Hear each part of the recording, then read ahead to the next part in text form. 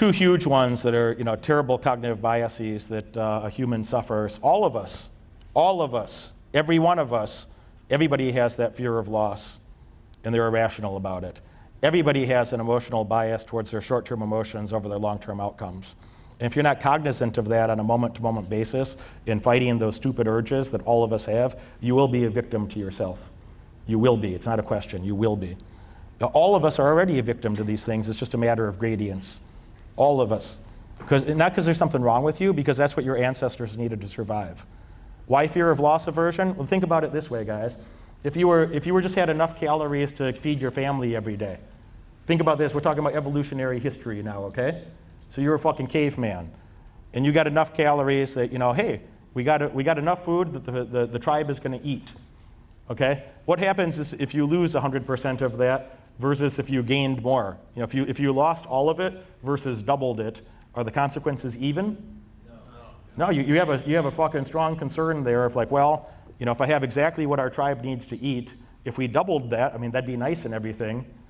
But would it really be twice as good as if we lost 100% of it? No, you're going to look pretty bad in front of the tribe. You're all going to be pretty grumpy with a sad tummy. All right? What happens if you fuck up the whole harvest? Well, your tribe might die. Your whole tribe might die. So that's why this is ingrained in a human's brain. That one particular thing. I could talk about dozens of these.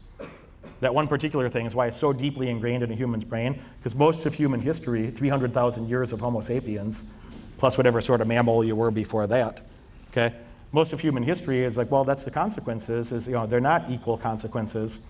If he and I invest $1 million on something, we have enough money to be rational about it.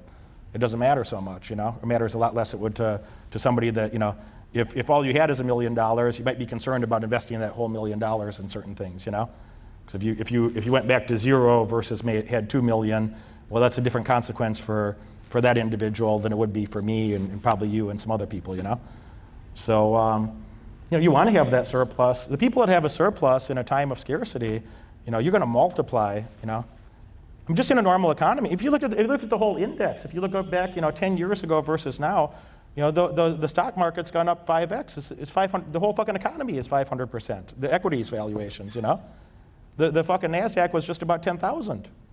The S&P was at 666 a while ago. It's like 5x. So in a decade's time, the whole economy got 5x return.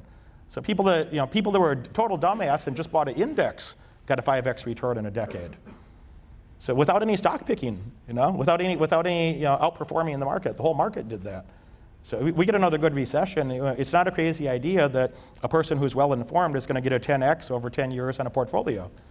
If you look at the whole private equity industry over the last 10 years, if you look at the whole private equity industry over decades, you'll see in 10-year increments, because they'll want you to have a 10-year lockout. How many of you guys know about private equity stuff, yeah? It's a few of you, yeah? So, you're going to sign a 10-year lockout. You're going to tie up money for a decade or so, and they have some caveats in there that they can return it a year or two early or keep it a year or two longer. But, the average returns historically is about 3.6, 3.8x.